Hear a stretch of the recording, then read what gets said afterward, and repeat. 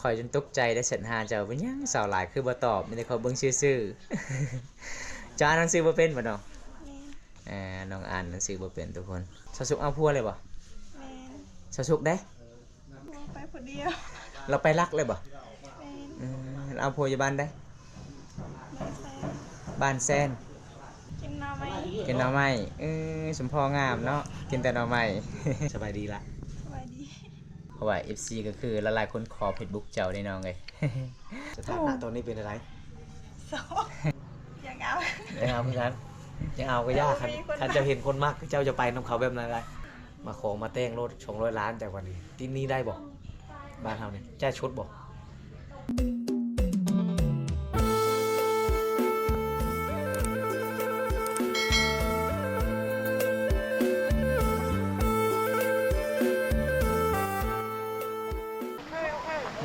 ไปเรื่องง่ายเลยทุกคนเอาสู้ๆ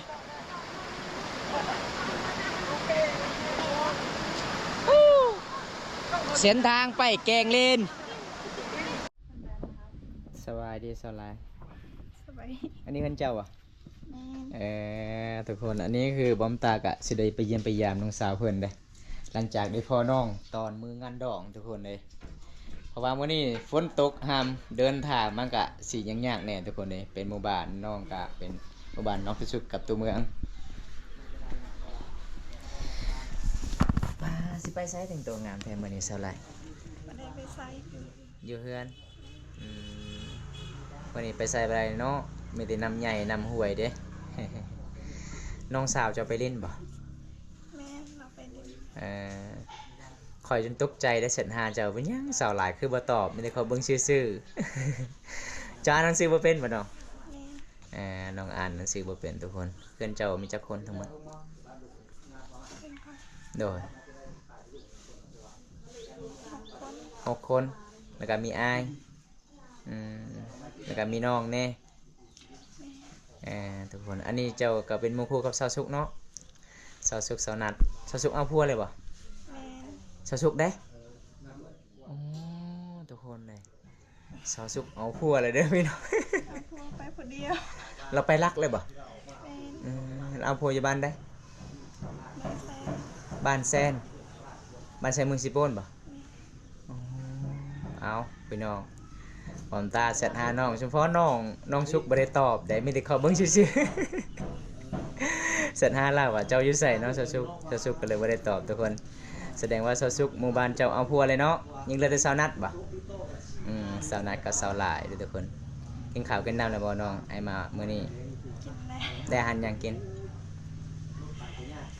กินน้ำไหมกินหน่อไม้สมพองามเนาะกินแต่หน่อไม้ เอาทุกคนผู้ใดอยากมาเยี่ยมมายามสาวลาวบ้านนากองทุกคนก็มาเยี่ยมมายามใดเป็นสารบ้านซองน้องสาวเพิ่นประมาณสักนี้เลยทุกคนเลยเพราะว่าเพื่อนของน้องก็จะเป็นเพื่อนใหญ่ๆเลยได้ สบายดีละสบายดี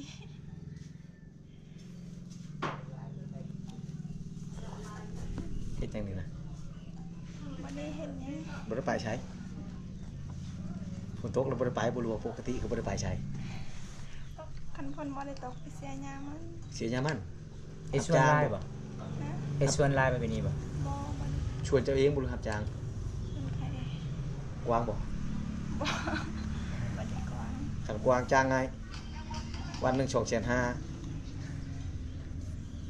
คันเฮ็ดของผู้อื่นนี่ประมาณ100,000ไงก็ไปแต่ว่าเสียยามันบูชาต้องได้รับ2,500,000จากไป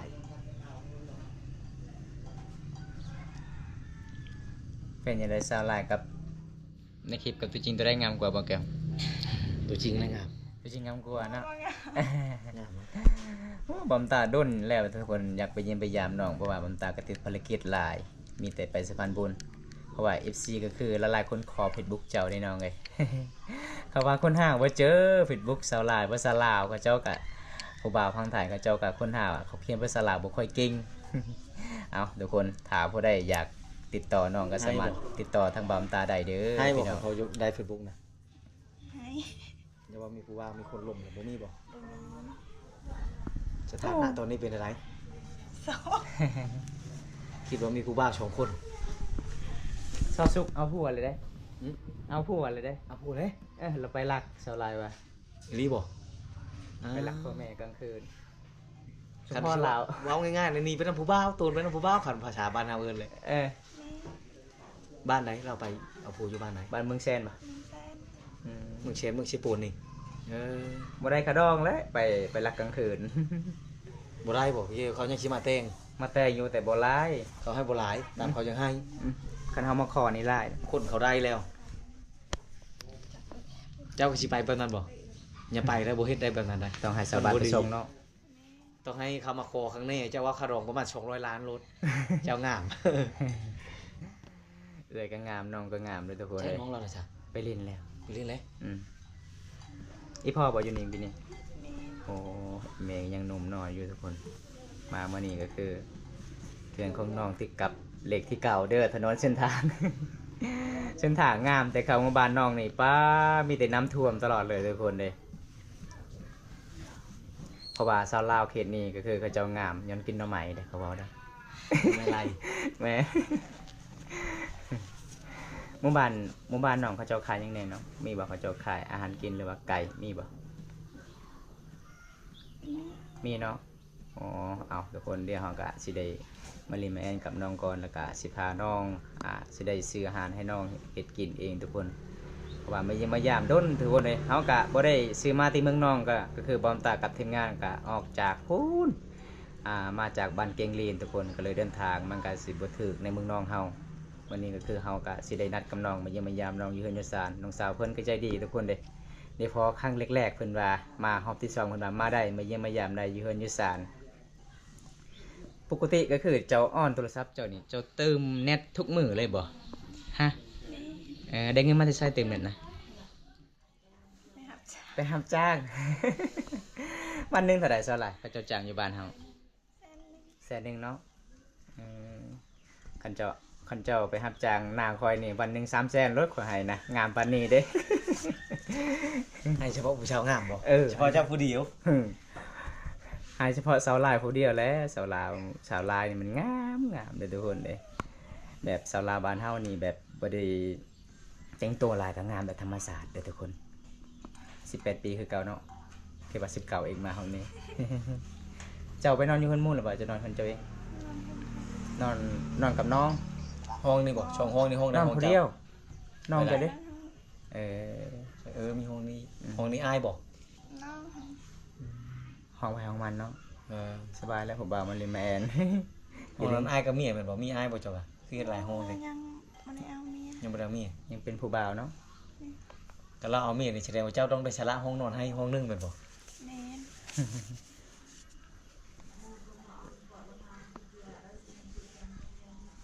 อีหยังไอ้แม่เจ้าคืออยู่ตารางเงินตลอดเลยเนาะแล้วบ่สบายบ่ โบ แต่บ่หายบ่อ้ายขึ้นมานี่นะ โบ ใช่เลยอีแม่ยังได้ลูกเขย แต่ส่วนลูกสาวยังบ่อยากได้แม่นบ่ อ้าว เอาแล้วกันยังบ่แล้วนะกับชาวชุกนะ ลาวบ่บอกข่อยเด้ข่อยชนะตลอดได้ลาวเด้ ประมาณ2-3 บ่แม่นเราไปลิ้นไปแนวอื่นบ่ว่าเราเว้าครั้งนี้ฮู้จักครั้งนี้แล้วว่าไป ตั้งแต่เมียเราว่าเราเอาผัวเลย เอาแล้วสาวสุกเอาพัวเลยทุกคน ยังเหลือสาวลาสาวนัด เจ้าบ่ได้ เด้อ ขึ้นจังเอาบ่บัดนี้ ยังเอา ยังเอาเหมือนกันยังเอาก็ยากคัน มีคน คันเจ้าเห็นคนมักเจ้าจะไปนํเขาแบบนั้นได้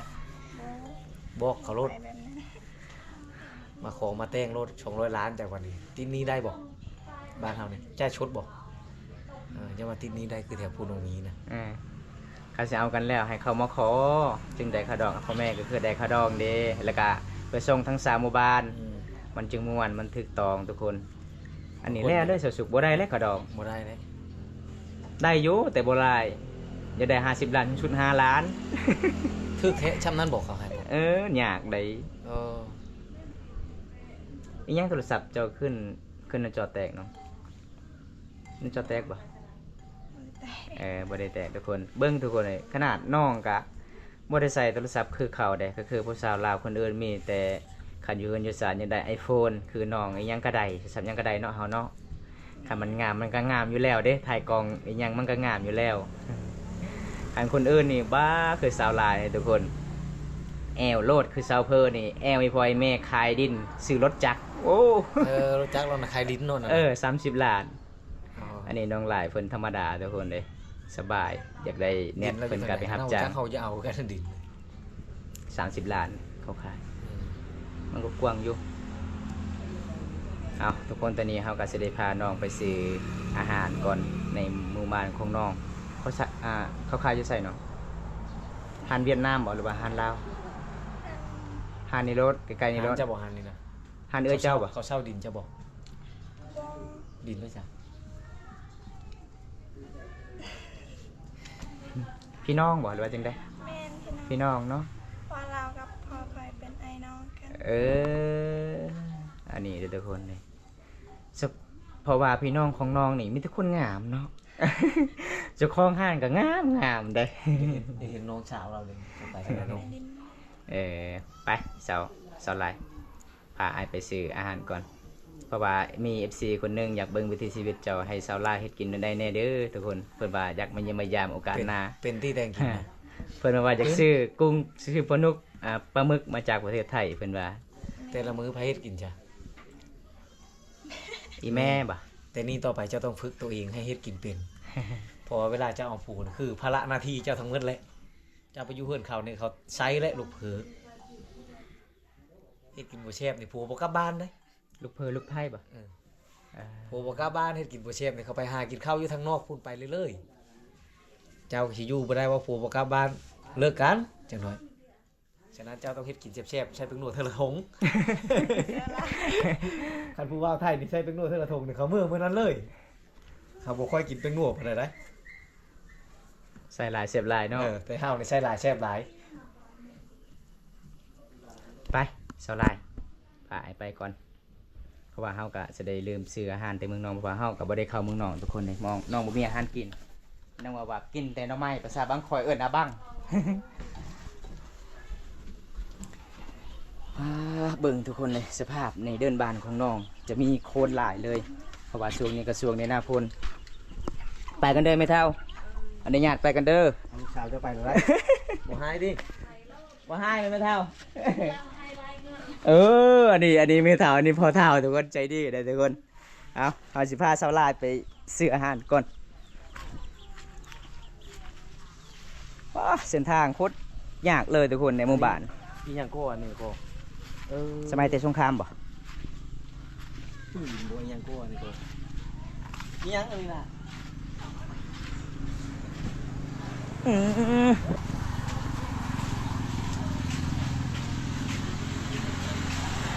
ใส่น้องเจ้าอันนี้บ่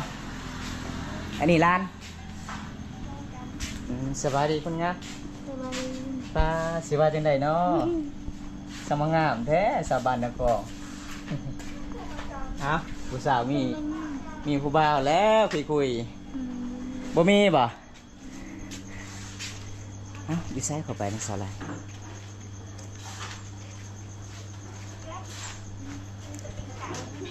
ปิ้งไก่ก็จะบ่ขายเป็นโตบ่บ่มี เบิ่งเงี้ยเบิ่งเป็นเจ้าของร้าน โอ้ หาไหมเลยหาไหม ไหมอ๋อเจ็ดเหรอ เอาเจ็ด ตอนนี้เจ็ดเหรอรวยเอ็ดป่ะเจ้าจะได้ยังจะเอารถเท่าไรเอาเลยเจ้าจ่ายเอง ไรตอนนี้ไม่อิจฉาเอ็ดเลยมาแกะมันเดี๋ยวกินโอ้สาวหลายบอกกำลังเสียปิ้งไก่เมียค่ะคุณสวย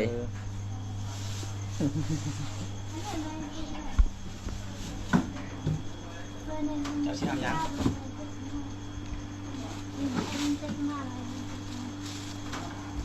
ตัวหนึงเท่าไรผู้สาว75 750,000บ่เอาเดือกเลยสไลด์ อีเดือกเลยเดือกเลยเดือกเลย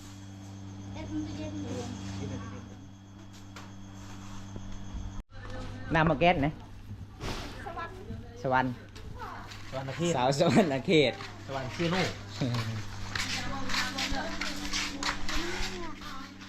ยืนให้น้อง ยืนได้ประตูน่ะดูใจครับ เยี่ยมพ่อน้องน้องจะเอาไปเรียนสาวสาวไร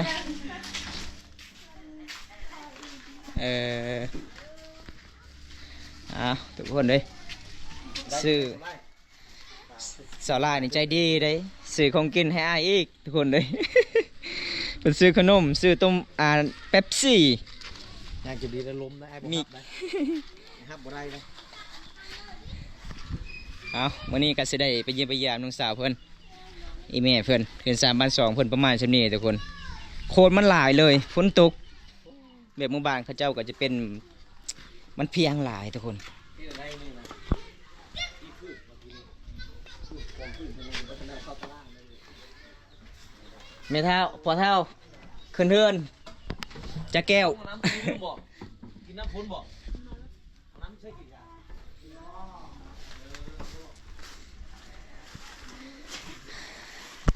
ง ยังสาดคือหลายแท้เฮือนเจ้าสาวสาวลายเฮือนสาวลายก็คือเพิ่นก็สิได้ปัดกวาดตลอดเด้อทุกคนสะอาดอีหลีเด้อพี่น้องเจ้าบอกปัดกวาดบ่สาวลายหรือว่าไอ้แม่ เออบ่ได้เอาสาวลายนี่ทุกคนเบิ่งพี่น้องสภาพเฮือนสารของเพิ่นก็บ่แม่นเรื่องง่ายเด้อทุกคนเด้บอมตาถ่ายคลิปแต่ละคนก็บ่คือเฮือนของน้องทุกคน เห็นชาเกตเห็นรถได้ดังไฟใน เฮ็ดตะไฟในทางเฮือนหมดเลยทุกคน เออ จะใช้เตาเนาะ เออ เฮ็ดอะไรล่ะปูชาติปูพญาให้นั่งเลยก็นั่ง ขยันหน่อยแม่เนาะลูกสาวไอ้แม่เนี่ยขยันในเพิ่นว่าเพิ่นปัดกวาดเฮือนสารสะอาดสะอาด ให้แม่กินได้ขนมนะ ใช่ใช่แม่นะ ใช่น้องนะว่า น้องจ้ะ ให้น้องได้ จะน้องสาวหั่นแหละ มีแต่น้องสาว มีแต่น้องชาวคนนั้นนะ ชนะแล้วแม่น้อง ลูก น้องจอนะ ก่อน แล้วมีโทรศัพท์บ่เอาทุกคนตัวนี้ก็คือเฮาก็สิให้น้องเฮ็ดกินได้แล้วแต่น้องสิมักเด้อทุกคนเลย โมเป็น เฮ็ดกินบ่เป็นบ่ เป็นกระเฮ็ดมันต้องเป็น โอ้ผู้สาวงามเฮ็ดหยังมันก็แซ่บอยู่แล้ว จะไปอยู่เบางนั้นปีหน้ามาพี่ล่ะ สิมาจังกี้ล่ะเยี่ยม ให้ผู้บ่าวเบิ่งงามๆนี่เอาทุกคนเฮาสิถ่ายแบบยาวๆไปเลยโดยทุกคนเฮาสิแบ่งเอาเฮ็ดอีกทีหนึงอีกทีสอง เดี๋ยวคลิปบ่ได้ตัดต่อเลย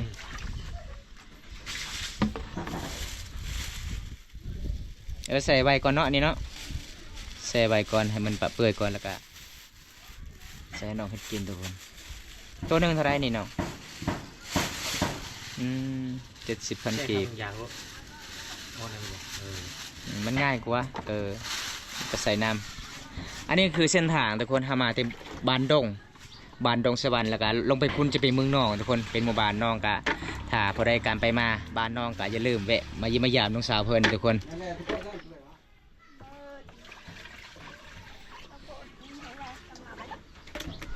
ไปเข้าบัดนี้เพิ่นก็ได้เสะปะอยู่หั่นเอาไหมพอเท่าขนมนี่ใช่ลูกเคยชื่อขนมให้พ่อเฒ่านี่เอาไปปั่นให้พ่อเฒ่าเลยเด้อ กินกันลูกเคย เลือกเอาผู้ใด2คนนี่ลูกเคยนี่เอาผู้ใด มาช่องมันนะมาช่องเลย โอ้ผู้ใดได้ผิดกันได้นั่นแหละพ่อจะว่าคอยกับบ่าวบุญตาลเอามาช้องเฮ็ดลูกเคยเจ้าสิเลือกผู้ใดบัดนี้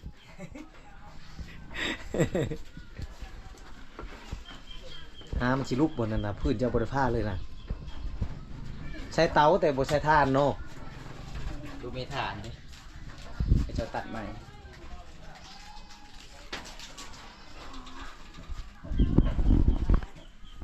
ขันดังไพ่นี่บ่ติดหนี้อะไรกับผัวเจ้าเฮ็ดถ้วยแตกรถประยาข้าวมาแต่งชวนนี่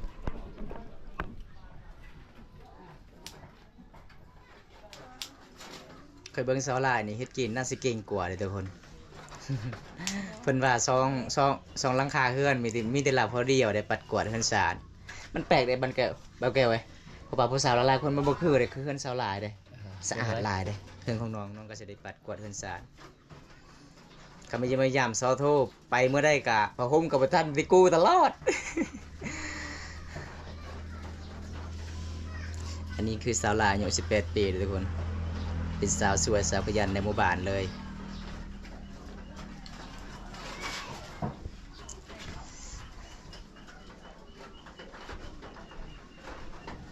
ยังทางนี้ก็สร้างเฮือนบ่ บ่แม่นโอ้ข่อยว่าสิว่าซ่านเฮือนคือข่อยสิตกแล้วบัดนี้ สบายเนาะฟืนเจ้าไปหาตัดมีแต่สั้นๆเด้ ก็คือบางคอยฟืนมีแต่ยาวๆเด้สาวไร